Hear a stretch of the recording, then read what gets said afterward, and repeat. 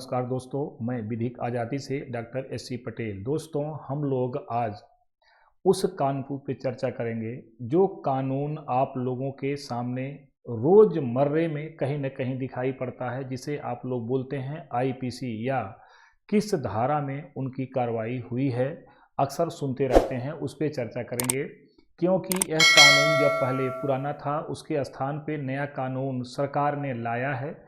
और क्यों लाया, पहले क्या था, थोड़ा सा जानना चाहिए। किन परिस्थितियों में लाया गया। आप जानते हैं हमारे देश में पहले अलग अलग तरह के लोगों का शासन था। उस समय उनके इच्छा के अनुसार शासन चल रहा था। धर्म, परंपरा, प्रथा, रूढ़ियों के द्वारा अलग अलग राज्यों की सरकारें थी। आप जानते हैं कि 562 रियासतें थी और 562 तरह के कानून थे। अब एक समाहित करके भारत में एक तरह का कानून लाया गया। और कब से? 26 जनवरी 1950 से। उसके पहले अलग अलग समस्याओं का सामना आप लोगों ने किया था। अंग्रेजों के साथ भी कुछ चीज़ें थी, कुछ समानता कुछ असमानता थी। जब 1862 में आईपीसी लाया गया था तब से और 26 जनवरी 1950 के बीच में जो समस्या थी उस पर चर्चा भी करेंगे। चलिए देखते हैं इसका हिस्टोरिकल बैकग्राउंड क्या है। Historical backgrounds of IPC, Indian penal code, भारतीय दंड संहिता। वह कानून जो बनाया गया था मित्रों, वो दंड देने के लिए बनाया गया था। अब जो कानून बनाया गया है उसे मैं आगे बताऊंगा, आप लोग अंत तक बने रहिए। वह कानून आपको दंड लेने के लिए नहीं बनाया गया है। यहाँ पे आईपीसी का पृष्ठभूमि, उसी का हिंदी वर्जन आगे देखेंगे। ईस्ट इंडिया कंपनी के शासन के समय प्रारंभ में मुस्लिक आपराधिक विधि थी, क्योंकि ईस्ट इंडिया कंपनी के आने से पहले मुगलों का शासन था। मुगलों की भाषा फारसी थी और मुगल मुस्लिम थे, इसलिए यह कानून वहाँ लागू था। और यहाँ पर जब अंग्रेज आए उन्हीं के कानून को फॉलो करते थे। आप सभी जानते हैं कि जहांगीर के दरबार से ही सारी कहानी आगे बढ़ी है और सारी समस्याएं वहीं से उत्पन्न हुई थी। 1765 में कंपनी बंगाल, बिहार और उड़ीसा की दीवानी मिली। 1765 में इलाहाबाद की संधि के द्वारा, जब उसके पहले बक्सर के युद्ध में शाह आलम दुत्तू, सिराजुद्दौला और मीर कासिम, तीन लोग, मतलब शाह आलम द्वितीय मतलब मुगल सम्राट, शुजाउद्दौला मतलब अवध के नवाब और मीर कासिम मतलब बंगाल के पूर्व सूबेदार, ये तीनों जब की हार हुई उसके बाद यह चीज़ें यहाँ पे निकल के आई। यहाँ की दीवानी, यहीं से द्वैध शासन दोस्तों माना जाता है।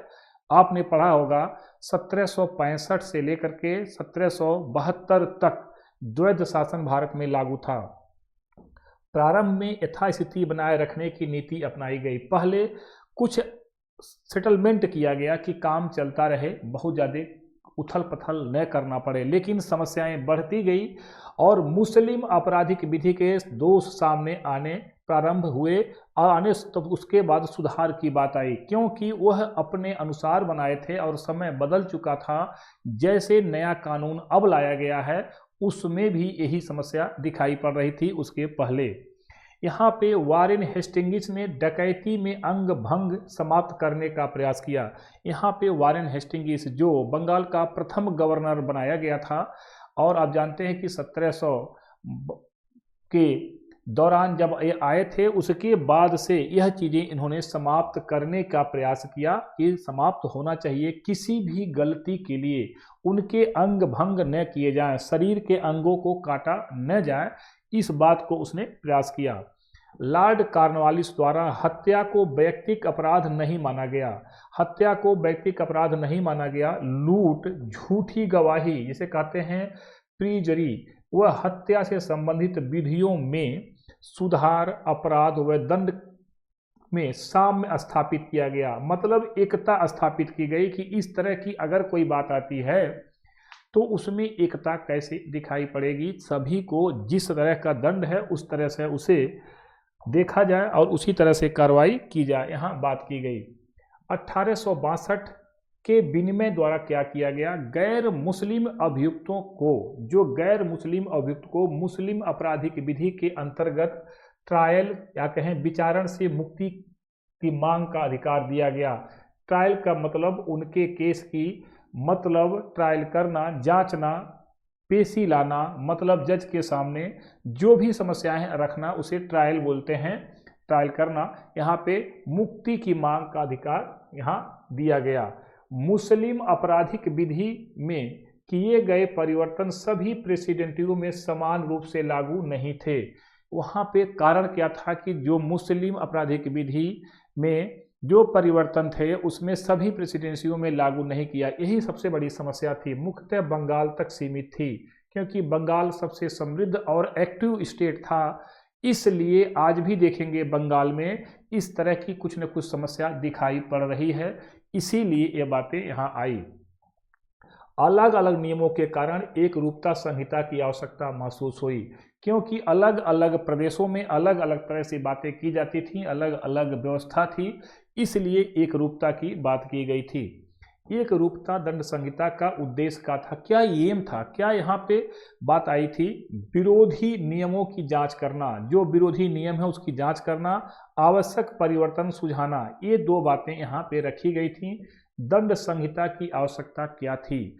अगर देखें तो दंड की आवश्यकता क्यों पड़ती है? जब कोई भी व्यक्ति किसी भी चीज को, किसी व्यक्ति को बिना किसी कारण से गलती पहुंचाता है या छोटी गलती पे बड़ी सजा का प्रावधान कर देता है अपने द्वारा ही, तो इसीलिए दंड संहिता की व्यवस्था की गई थी।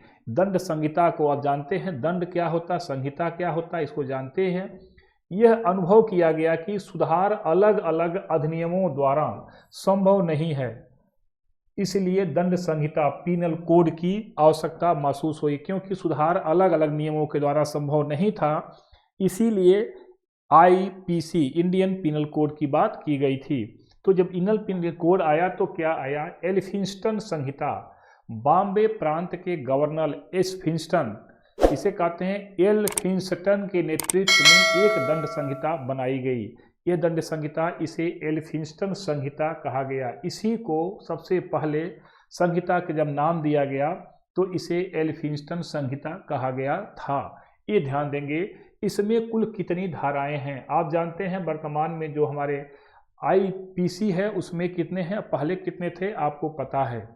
1833 का चार्टर क्या था? 1800 चार्टर अधिनियम द्वारा संपूर्ण भारत के लिए एक कानून का सृजन किया गया। पूरे भारत के लिए एक कानून का सृजन किया गया। गवर्नर जनरल की काउंसिल में विधि सदस्य के लिए पद सृजित किया गया। एक पद बनाया गया जो विधि काउंसिल बनाई जाएगी। विधि आयोग की नियुक्ति के लिए भी नियम बनाए गए कि विधि आयोग, इसी में लॉर्ड मैकाले को लाया गया था। ये ध्यान रखेंगे तो समझ में आएगा, आपको समझ में थोड़ा सा अभी आएगा आगे, थोड़ा सा बने रहिए। प्रथम विधि आयोग, विधि आयोग क्यों बनाया गया? प्रथम विधि आयोग 1834 में निर्माण किया गया था, जिसकी अध्यक्षता लॉर्ड बैडमिंटन मैकाले ने किया था। मतलब विधि का मतलब काला कोट, काला कोट का मतलब ड्रेस कोड। तो मैकाले मतलब वो खुद कहता था मैं काला हूँ, मैं काले हूँ, तो मतलब काला कपड़ा पहना था। तो इसलिए अन्य सदस्य मैक्लियोड्स, एंडरसन और मिलेट थे। इनके 3 सहयोगी इनके लिए वहाँ पे बनाए गए थे। इसी आयोग ने भारत के लिए ड्राफ्ट दंड संहिता तैयार किया था। इसी आयोग ने ड्राफ्ट दंड संहिता तैयार किया था और यह जा करके तैयार होने के बाद 1858 से पूरी तरह से लागू कर दिया गया था। भारतीय दंड संहिता जिसे कहते हैं दोस्तों आईपीसी, इंडियन पीनल कोड, जो अभी रिप्लेस हुआ है कुछ समय पहले, उसके जगह पे पूरा ड्राफ्ट 1850 में तैयार हुआ था। 1856 में लेजिस्लेटिव काउंसिल में प्रस्तुत किया गया था। लेजिस्लेटिव काउंसिल आप जानते हैं क्या होती है? जिसे कहते हैं, आप देखे होंगे MLA, member of legislative council. इसी तरह से वहाँ पे जो संस्था थी उसे लेजिस्लेटिव कहा जाता था। 6 अक्टूबर 1860 को यह विधेयक पारित हो गया। कब पारित हो गया? 6 अक्टूबर 1860 को। उसी दिन गवर्नर जनरल की स्वीकृति भी मिल गई और आगे इसी प्रकार भारतीय दंड संहिता 1860 बनी। इसी आधार पे बनी और यह 1862 में इसका प्रवर्तन मतलब ऑपरेशन में लाया गया। जैसे भारत में संविधान बन के तैयार हो गया था 26 नवंबर 1949 को, लेकिन इसे लागू किया गया 26 जनवरी 1950 को। तो यह प्रवर्तन का हो गया, ऑपरेशन में हो गया, यह तैयार का मतलब लागू बना दिया गया, संहिता बन गई थी। ये चीज़ें ध्यान रखेंगे तो समझ में आपको आ जाएगा। थोड़ा सा आगे देखते हैं, आप वर्तमान में क्या है, आधुनिक मतलब मॉडर्न युग में जो चीज़ें आई हैं उसके संदर्भ में थोड़ा देखेंगे।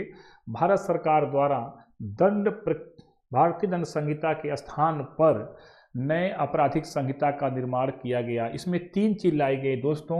यहाँ पे BSA लाया गया, भारतीय साक्ष्य अधिनियम, BNS लाया गया, भारतीय न्याय संहिता, और BNSS लाया गया, भारतीय नागरिक सुरक्षा संहिता लाया गया। अब सभी नाम हिंदी में होंगे, इंग्लिश में नहीं होंगे। इसी के बारे में चर्चा करनी है, यहाँ तक कैसे यात्रा पूर्ण हुई, इसीलिए इसे आधुनिक संदर्भ की बातें कही गई।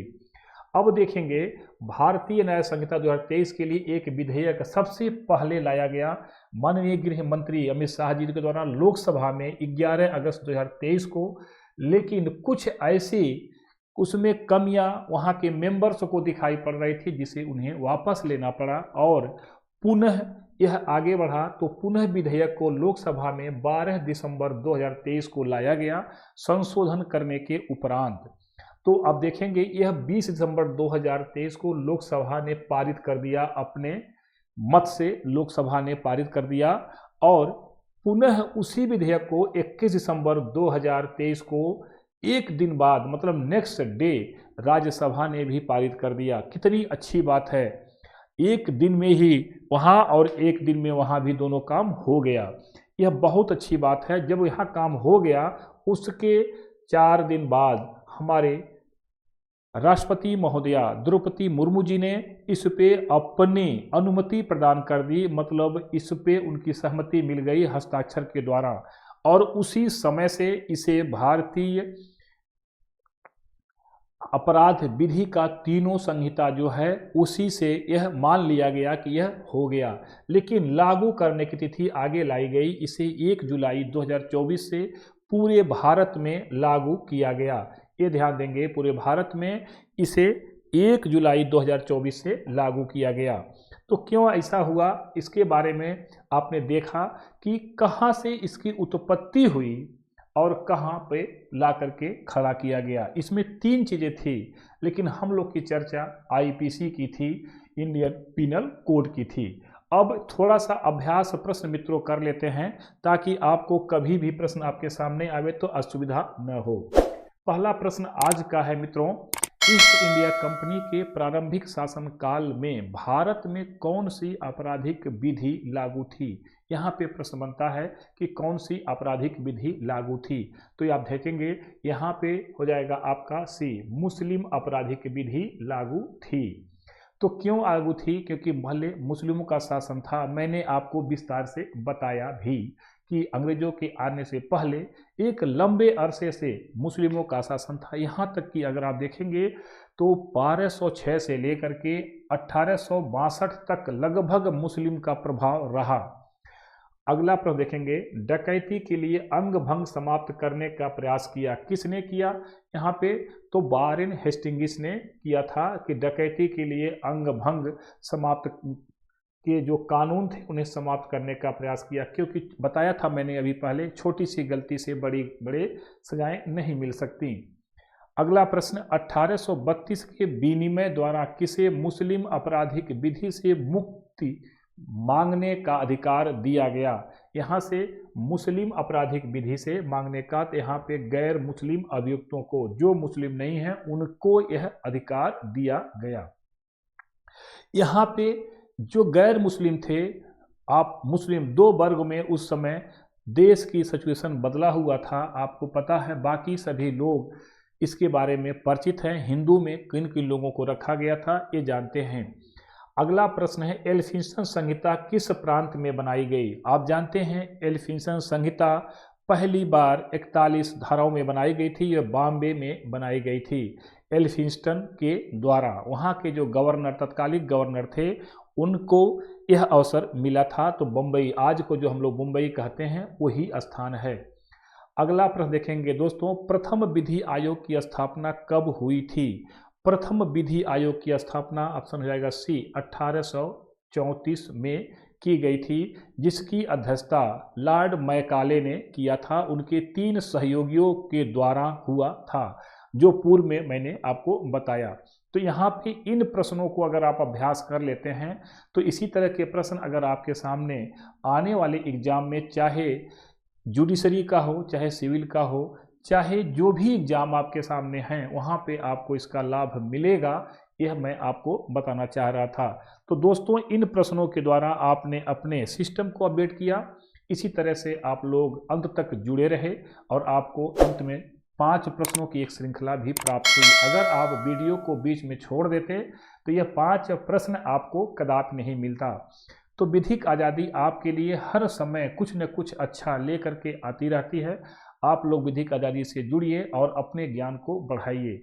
आप लोग लगातार इतने ठंड में भी लगे हुए हैं इसके साथ साथ, तो आप लोग को धन्यवाद तो बनता ही है।